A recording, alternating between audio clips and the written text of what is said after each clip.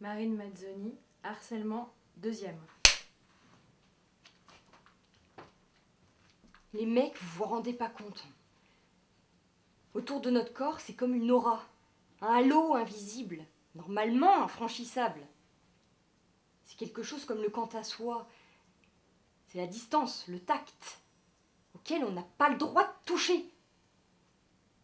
C'est pour ça, je crois, qu'on se serre la main ou qu'on se fait la bise. C'est pour dire, à part ta main que je serre, à part tes joues que j'effleure, à part ça, donc, mon corps est libre de respirer, de vivre libre, de marcher, de courir, de rêver ma vie. Et personne, tu m'entends? Personne n'a le droit de pénétrer ce lieu près du corps si je ne le veux pas.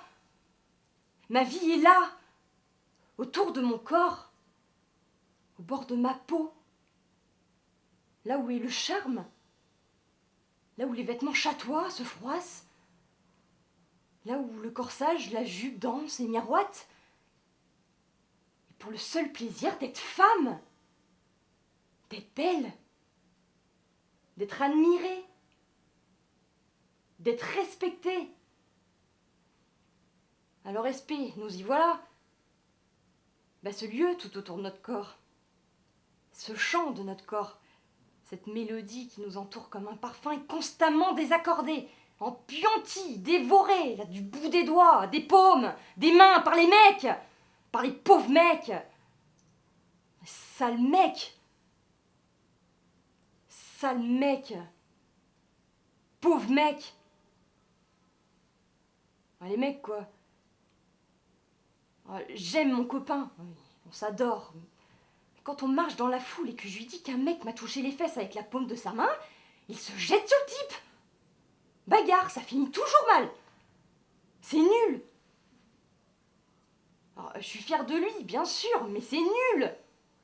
Ça me fout la honte quand même. Mais en plus, ce genre de truc, tu peux rien prouver. Alors, au fond de toi, tu te sens responsable de ce déchaînement de violence. Ouais, c'est moi qui suis responsable. Tu te rends compte?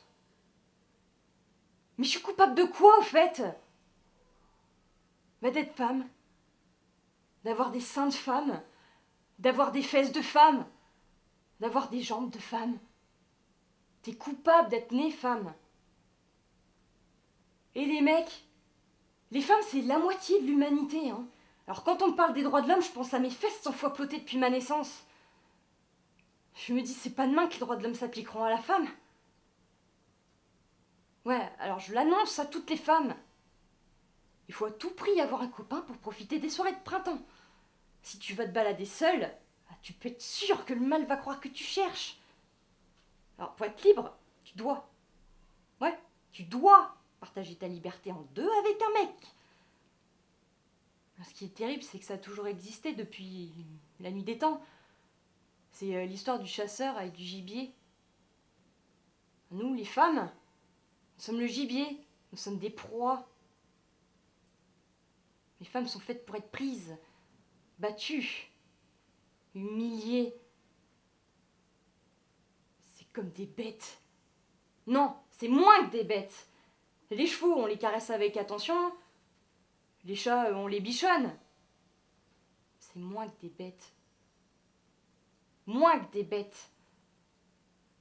À propos de bêtes, voilà. J'ai été secrétaire de direction pendant 5 ans. Alors, tu peux pas savoir le nombre de fois où le patron ou les employés ont eu besoin d'un truc qui traînait là devant moi. Un stylo, un rouleau de scotch. Il vient de me montrer un truc sur mon écran d'ordinateur. À chaque fois, ou presque, le bras du mec qui vient me toucher les seins. Ou c'est un regard qui plonge dans mon décolleté. Ou un genou là, qui s'attarde contre ma cuisse. Ou une main qui flotte comme une aile d'un vautour autour de mes épaules. Et que faire? Qu'est-ce que je pouvais faire? Oui, au bout de 5 ans, j'ai claqué ma démission.